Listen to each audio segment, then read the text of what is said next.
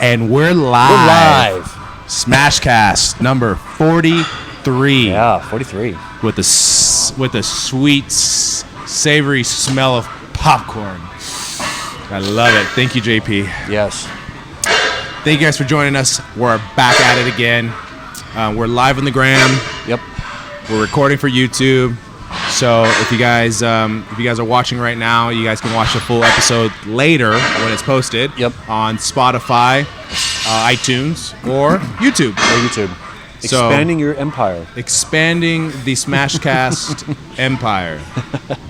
Smash Iron Fitness, baby. Love it. So thank you guys for joining us again. Man, let's update. So what have you been up to? So, thank you. Thank you.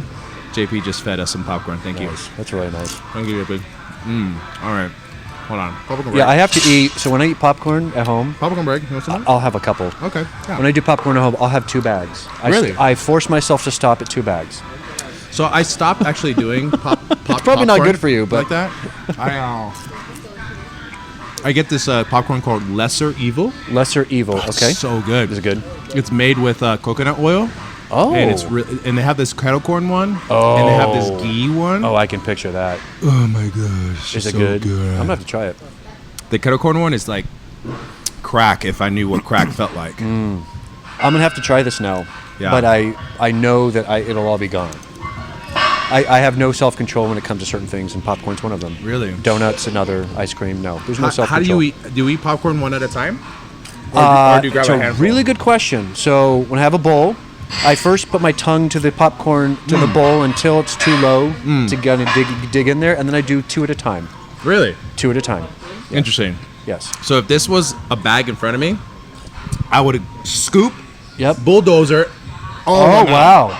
Okay. If crumbs fall out, they fall out. Got it. So it's just collateral damage. You'll pick it up later. That is just how Since you don't have a dog yet to pick up the... Correct. And some people are going to hate that munching. My dad... So it's so funny. So we're going side stories right now. So... Well, that's what... This is going to be unhinged, so... So my dad, I invite him over, right? Yep. And I invite him over for dinner. And... I don't think it's a problem. It's just who I am. Yeah. I eat fast. Yeah. And I'm just gonna You're say very primal when you eat. Very primal. Yes. And I'm animalistic when I eat. Same. So Same. I expect nothing less. And so he's literally like looking over like this at me, And like pretty much like who? because I'm just like whom did I father? like, and I don't notice it. And You don't notice it until I don't you- notice until- it. And then my dad's like, Yeah. "What's wrong with you? You know, like, can you relax?" Yeah. I'm like, sorry," but it's just I hear you. guess I'm very intentional when I eat. That's fair. You know, Yeah, same here. so It's just prefer that way. It's just I prefer it. But I realize I keep on forgetting sometimes that when you're in a restaurant or whatever, Yeah. or a mixed social company who doesn't quite understand, it can come off as a little bit brutish. yes. I guess brutish is a good word Yeah. for it. Yeah, it is what it is. But you know, Whatever. But at the same time too, I have some close friends, Berto and Yi, Yeah. and our first time going out to eat, they were just like, "Wow!" They're like, "We love you. We want to go out to eat with you all the time." I love it. because I love like it was Korean barbecue, and like I love, and that's the man. thing. Like a lot of people don't like Korean barbecue because like they have to cook their own food, but like I don't mind it. Like Wow. I will cook everyone's food. Sure. And I will like cook, and then I will serve everyone, cook there and you serve go. everyone, cook, Okay, got and it. I'm eating at the same time. But like I enjoy that. Got it. So we go through like, if it's like me, the wife, Berto, and Yi. I mean, we're going through like 4 rounds. Yes. I would hope. At least. I would hope. And I've you know, Yeah. the waitress is like, are you gonna order more? Yes. Yes. Are you sure? Yes. Yes. Do you know there's a charge? Yes. Yes. It doesn't. Don't trifle me with those Yes. questions. Do you see Do you, me? Yeah, exactly. Do you know who I am? Do you see who you're You're dealing with here? Exactly. Yeah. but it's fun. I love it. Yeah, I love all you can eat sushi or all you can eat yeah. Korean barbecue. Is probably like my top two. What would you say? Have you done Korean barbecue before? All you can eat? No. I need to take you out for Yeah, one. I would love to. I need to take you out for one. I would love to. No, I like. I do like all you can eat sushi. I mean, I like the whole concept of all you can eat because sometimes just because I pay for it doesn't mean I need to feel like I get my money's for it. But it's nice to know that I'm not, capped at anything. It's like if I want to eat a little or a lot, like I don't have to think about it. Yeah. You know what it does for me? It divorces the price away from it, and I don't have to think about that. Yeah. It's like if you're hungry and you eat your fill, fine. If you're not that hungry, then I don't care. Yeah. Because I don't like the incremental transactional nature of adding this because I'm hungry of this. Because when I go to a regular restaurant, it's like, especially when my mom comes to town, for instance, like there's always, I do an appetizer or a salad and a main course and sometimes 2 main courses. Because that's how I do it. Like if I'm gonna go big. Yeah, why not? Like I don't go out very much. Yeah. So when I go big. There's no restraint. I allow myself no restraint. Yeah. So yeah, I can't do the a la carte kind of style of dining, like where it's like $3 to $7 per little plate. Yeah, because I spend way too much money. Yeah, and I can understand that. And I did that once, and I was like, I don't want to say I regretted it, but you learn a lesson. It was nasty. Yeah, you learn a lesson. It was nasty. You learn a lesson. It was a like a dim sum place. Have you had dim sum? Yeah. Yeah, I walk out there with like a $126 bill for one person. It's like, it's I like, oops, I did my damage. Oops. Yeah, but I mean did it again. Love it. So how is Mama Bear? So, if you guys don't know, my newborn has been born. There you go. My newborn has been born. There you go. His name's Malachi Alexander Paredes, and yes, it's biblical. He's the last prophet of the Old Testament, and he was 10 pounds coming out and 22 and a half inches long. Yeah, he's a big and tall boy. Yeah, big boy. We were all shocked on the size of him. Yeah. We were literally shocked, all of us. So, but Mama's doing great. She took the kids to jiu-jitsu for the first time yesterday with all 3 kids. Are you serious? Yeah. Wow. Yeah. That's awesome. Yeah. Good. So, that's very cool. So it's September 5th right now. Holy crap. Yeah, I know. And Malachi was born on August 22nd. Okay. So it's been almost 2 weeks. Yeah. That's amazing. 2 weeks today. 2 weeks today. Amazing. But happy 2 week. Happy 2 weeks. Happy 2 weeks, Malachi. So yeah, he's so cool, so chill. Yep.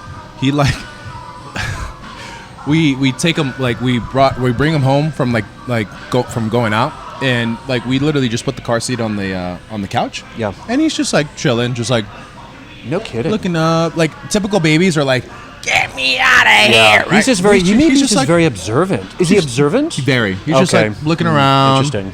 Kind of just like, yeah. Okay, what is this? What's this about? And so wow. I'm excited. I'm excited for his growth and to see what he's gonna become and how he's gonna become. And, my new name right now for Xena is Mowgli because she's a wild animal. Yes. So that's it, and they know it too. I was like, Mowgli, get over here. So and Maximus is like, do you know what Papa calls Xena? Mowgli. So he gets a kick out of it too. I love it. But yeah, that's been the life recently. How about you, man? Any updates with you? Oh man, just working through it, dude. Okay. Got a couple of new certifications, which I'm happy about. Hey, sure. Yeah, let's see. Nutrition coach, got that. So I bought 3. So nutrition coach, behavioral change, and technically speaking, it's called physique bodybuilding. I wouldn't call it that. I would call it kind of a hypertrophy specialty. Okay. I mean, I don't think I've learned enough to put someone on stage. I mean, Not yet.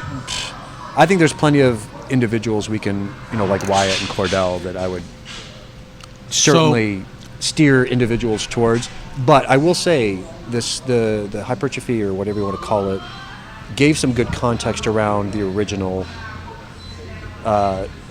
personal training course I took last year. So what I wanted to do is this whole kind of package so that it's kind of like, okay, here's kind of where I want to specialize. So now I can figure out, who do I find in order to help the most. But I'm kind of done with that aspect. Now I want to apply it and learn and get more experience So with it. I haven't even. This is fresh information to you that I just thought of right now. Okay. So the question is, Oh boy.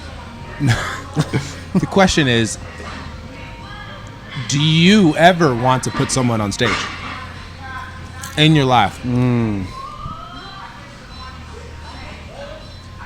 It's a hard question to answer because I don't believe that I would be the best individual to put someone on stage. Right now. Fair. So I haven't thought about it. How about getting you on stage? No, I don't think I have it in me. I really don't. What's required? I don't know. You're like 75% there. We'll see.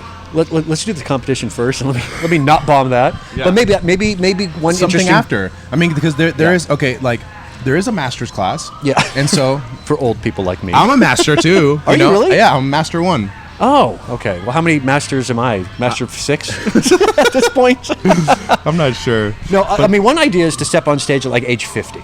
Okay. So I turned 48 in the spring. That's Amazing. a possibility. So that could be something. But I will be changing my training a little bit more hypertrophy focused after bench. But I don't know. Maybe I'll do another competition. I don't know what I'm doing yet. So I think it'll be awesome and fun to hire a prep coach for you. Yeah. Right? Well, that's what I would have to do. Yeah, no. I mean- yeah, and you will learn. So that's a possibility. That's the reason, right? You will That's learn. That's a possibility. You will learn how you get prepped. Yep. And how the coach preps you. Yep. So then in turn, you Possibly. could prep somebody else. Possibility. Why not? We'll see. You know? We'll see. Because I think we'll see. Just an idea. Just planting seeds. Yeah, you're planting the seed. Like you know that I don't make decisions until I sleep on it for a night or several Or months. 5 months. Or 12 months. Yeah, it's I have to sleep on things. I'm not a very good immediate decider. I know you're not, but I'm planting the seed now because I think. But this also isn't like a bodybuilding gym either. It's just So? strongman power. But that said, it'd be great to. But you are bodybuilding. Here. I'm getting toward that. Yeah, yeah. I mean, I would like to be. I don't know. Yeah. So that's what I'm doing. I'm eating this whole popcorn dog. If you don't have any, No, please go ahead. Go ahead. I'm exercising. I'm exercising some restraint. What you need? Oh, sorry. I'm looking for my hair tie. Hair tie. Hair tie. We have 500 at the desk. I know, but But it's a special hair. Pero.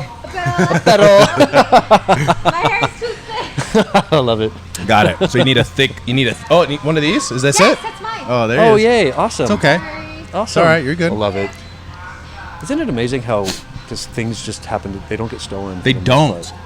They don't. I love it. I love this community. Yeah. Ronnie left his phone the other day, and it was still here after The same spot, overnight. probably. Yeah, pretty much the And same she's spot. with Mariah. She's like, "Hey, I left my headphones here." I'm like, "Okay, no problem. Let me check the front desk." Yep. Not there. Yep. Like checked here. Yep. Not there. She's like, I'm like, "Do you like where were you? Like, Yep. do you know like maybe where?" She's like, "I think I know where." She's like, "Yep, right here." Yeah. I mean, there's something to be said about that. I mean, no one has a lock on their locker. Yes. Right. Which is cool. It's a great community, man. I'm telling you. Because it's like I love it, man. Because I think at the end of the day, it's like the community has grown to a point where it's like they are now protective of the community. A perfect example with Mariah today. Yeah. Okay. Talk to me about it. What do you mean? Like she was like, she's like, this is my home. Yeah. So and so it's like I'm gonna treat my home like my home. Yeah. Yep. So what to her that Yep. entails picking up after Pick up your herself. stuff. Yep. And if she feels Yep. moved enough, Yep. she'll pick up after anybody who hasn't picked up again, Yep. like with them, Yep. for themselves. Yep. So I mean, I'm not asking anyone to do this. Yeah. But there is a sense of of home ownership. Yeah. Well, that's you know? right. Yeah. Protection of the community and gym and. Like no one's gonna let some Joe Schmo just come in here and just kind of like No. take over, like No, it doesn't happen because they're no, you know. not at all. So Not at like all. they're like literally someone comes to the door. It's like we don't know this person. Yep. It's like all right, let's go handle it or Yeah. whatever. Right. It's Right. cool. It's like a bunch of guard dogs. I love it. sure. Okay, so your certifications, you got behavioral therapy, Behavioral change. behavior change. What does that mean? Basically, how do you influence people's behavior? How do you keep them on the path and things of this sort? Oh, So okay. I would say, to be honest with you, I didn't get as much out of that course Really? as I wanted, except for the concept that most people just aren't ready for change Until they're ready. until they're ready. So I talked to Fran, shout out to Franimal, Ooh, for 2 hours this morning. yeah, I saw that. Okay, let's break that down if you don't mind. So I wanted to talk to him about his journey, right? Okay. So if people don't know about Fran's journey, you should see his page. But he essentially lost 90 to 100 pounds over Nice. lockdown in probably 17, 18 months. Wow. And kept it off. And it's still off. And it's still off. Yeah, and he looks great. So obviously that's a cool accomplishment. Yeah. But if you actually look at the numbers, it's incredibly uncommon. So Let's talk about our that. estimates is like the number of people who lose weight and keep it off in 5 years is 10%. The number of people who lose like 50 plus is like 1%. So Wow. to do what Fran did, to lose 90, 100 pounds and keep it off for 5 years, we're talking about like 1 out of 100,000, potentially 1 out of a million. Wow. It doesn't happen much. Wow. Now, there's a whole Did you host. tell him that? Well, no, we talked about that because that's why I wanted to meet with him this morning. I was like, help me understand. Help me Your understand. mind, your yes, journey, the context, yeah. what got you to that point, whatever. Because it's so uncommon, and all the stuff I've been reading on all this stuff, like sure, the science is what it is, and it's very simple, calories in, calories out. But it's it's either incredibly difficult or impossible for people. So I wanted to understand from Fran's end of one story, like Yeah. what happened. But the broader context is most people, 80%, they've done studies, blah blah blah. Most people aren't ready for change. They're just not.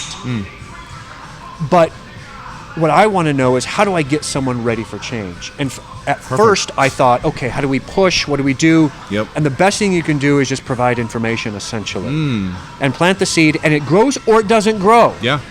But when you talk to the Lukes and the Cecilys and the Frans and say, hey, what could, for instance, Smash have done Yeah. to get you here sooner? And the answer is nothing. I had to come when I was ready. And it was, And it's almost- that's been consistent. That's been consistent. And so it's like Fran, so I got a lot of good, and he, was very generous with his time. What I did also get is that other areas in your life with Fran, like there's certain characteristic traits of Fran that could potentially help understand why it happened the way that it happened. Okay. So Fran he's a self-described very indecisive, but he's also very 2 feet in, 2 feet out. How is and- that possible? Well, that's you'd think, but what it is, but he's also a fast fail. So, if it were, so his first month he lost like 20, 25 pounds, which is absurd. Fran's the kind of individual that if he didn't do that, because he did that, he kept going. He might as well keep going. Okay.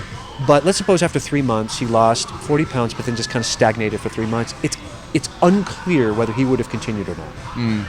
So what's the whole point of pointing this out is understanding person's quote strengths and weaknesses, and I don't want to call them that because I think it's just characteristics, can help understand how they may approach something. So for let's say you and me. Okay. So I am not very decisive, meaning I don't like to make decisions on the spot. I don't. I need to sleep on it, I need to think about it, I need it to germinate and grow, whatever. Once I make a decision, boom, it's done. You are Juggernaut. So you jump, and then you figure out whether this was a good idea to jump, and then you make do with what your jump, Yeah. right?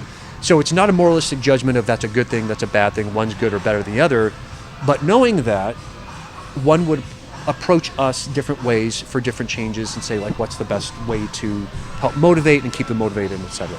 Okay. So that's kind of all that I learned. So it's knowing character traits. In my opinion, I think it's important to understand, and you know this to be the case, that the gym or fitness or whatever, any major, you don't make those decisions in isolation. You can't separate the gym from the rest of your life. And when I talk to clients, I say, hey, the good news is the gym is going to be awesome on your life, but I'm giving you a forewarning. The gym is going to change your life. Yes. And what I say that is, what I find is when people go to the gym, they start respecting themselves more, and then they have less tolerance for BS, so they have less tolerance for bad relationships, less tolerance for bad jobs, less tolerance for bad family things. They start, taking care of themselves, so therefore then it spills to their environment where they clean more or they save money more, whatever. And so I'm like, but it's hard to get that point across. So all this to say is it's It's not as something you just add on into someone's life. So to understand how they may approach the gym, fitness, whatever, it's really worth understanding kind of what makes them tick. And there are markers in other places in their life that you can look into, like what do you do for a job, what do you do for hobbies, what gets you mad, what gets you happy, that you can then say, okay, this is how this individual tends to be. Like, for instance, my brother, he is someone who tends not to act until he's pushed into a corner. But he has to be painted into a corner, and then then it's all done, it's all over. Got it. But until then, he's not going to take that proactive step. Now, someone can call that good or bad. It's like, let's take out the moralistic judgment with that and say, okay, if I know this about myself, then how do I work with it? And the last thing I got from Fran's conversation, I probably got more from Fran's conversation, honestly, compared to the certification, is that at the end of the day, you have to be very honest with yourself about where you are. And we've talked about the mirror. Yep. And you may not just want it enough. And that's okay to not want it. Or you think you should want it, or society tells you should want it, or you think you really do want it, but really it's external influences trying to place that want in you. Like fundamentally, if you don't want it, then it may not happen. Well, you gotta want it bad enough, and you gotta. I think that goes down to the why. I think it does. You gotta really. You need a solid. On You your need why. a solid why. But I think what that also does is, there are things in people's lives, my life included, where I'm falling short and continue to fall short, and I have to at least be honest with myself, saying, "Look, I just don't want it." And there is a little bit of a weird relief with that. It's like, no, it's not that I'm an idiot, because I've succeeded, or whatever you want to call that. I've achieved goals. Let's not say succeed. I've achieved goals in other areas of my life, some very easily, some not, and some not. So it's just because I don't want it. And when you have that conversation, it's like, okay, this is what it is, then you start to be a little bit dispassionate and a little bit more objective into what you're doing, so that you can stop judging yourself, or, to be honest with you, stop praising yourself so much too. It's like you almost have to take a little bit of a clinical view of yourself to some degree. So all this to say is, it's worth kind of understanding what makes a person tick and work with that, instead of trying to push against it. And then really figure out what do they want, because what they want can change, of course. I mean, people everyone's different. Yeah, and exactly, and everyone's different. Yeah. I mean, despite the science and physiology and all that, like. But I think it's just being honest with yourself, and then being honest with a coach. And that's hard. And saying, like, hey, this is where I'm at. Yep. This is what I'm struggling with. Yep. This is what I desire. Yep. Help me get there. Yep. And then the coach being like, okay, cool, no problem. Yep. And catering to that goal. Yep. Even if it's the same thing that they're doing with other person. Yep. But they're talking to them is talking to their goal. Yep. And talking to their why. Yep. Which in turn is going to get them to the results that they want. Yeah. Yeah. But it's hard. So and I guess for us, business wise, I think, like, at the end of the day, content of creating value at the end of the day is the best thing we can do. Yeah, I think so. And I've started kind of a little bit of a study on how people change, and I even ran across an Instagram thing, and I put it up on my whatever. Like, people make changes because they're hurt and they want it to stop. They are inspired by someone, so they want to do it for that reason. They're informed, or they feel like they're taught, and so they want to apply it to good use. Or they feel like they've been helped, and they want to do it that way. So in order to help someone, you either have to hurt them, teach them, inspire them, or provide to them. So, content, for instance, I hate that term, but... Why? I don't know. Content sounds so commoditized. I don't like that. But, these kinds of things where if people get something out of it, this is probably the best we can do. But what the worst thing is to berate someone. Oh, you're just a lazy piece of POS and all that. Like, no, that may or may not be true, but that's not what that individual would need anyway. Yeah. But I guess it's to help people, to help more people, we just have to notice people's triggers. Yeah. On let's say if they need help, they need to be hurt, they need to be pushed, they need to be inspired. So maybe doing our part and realizing those triggers, that make people say go and I want to do this now. Yep. And creating information, content towards that. Yeah. And not just be so like single shot minded.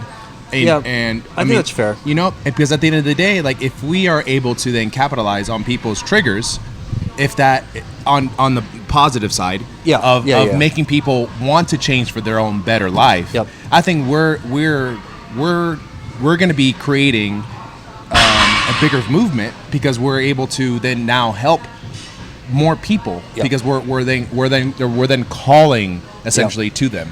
Yeah, and it may, you know, the immediacy of what happens after that trigger. Like, I mean, there have been people who've been listening to the podcast for 8 months and then they decided to join. Yeah. So it's not always like, oh, I do this and then tomorrow something happens. Correct. It's just like you plant little seeds and they may grow or they may not grow. Like a bodybuilding show for dog. Oh, you know? Bro.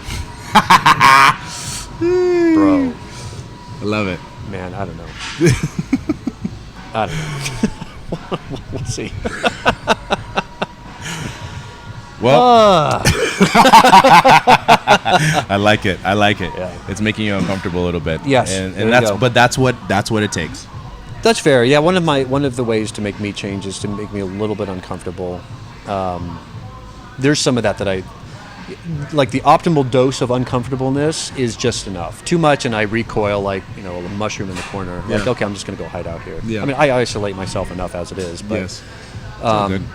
But this is also a good environment where people help each other. People help each other here. People help each other, root for each other, man. Yeah, I mean, it's a big deal. It's a big deal here, and it's hard to have that in any community, let alone a gym, in my opinion. Yeah. Because gym is, I mean, this can be a very competitive environment. Oh, for but sure. I think because people are in It's so healthy. different styles and different abilities, it's so wide-ranging here. That it's very, I mean, you could sure compete with, you know, Shane, for instance. You can compete with him. But for the most part, there's such varied talent here that it's pretty much you against yourself. And so people recognize that. And that's the thing. At the end of the day, it's you against you. Well, yeah, I know. But I hate competition, so I would admit to you, I would say that. But there are some people that just are so like, I need to be the best. And that's cool, but it's just not for me. Yeah. But if you, I think it's like realizing that the only competition is I mean, fundamentally is your own. Well, fundamentally, if you think your about last it, best. yes, if you think about You it, like know? if someone's ahead of you, like what would you do different? What would you do different if, let's suppose you're doing deadlift, right?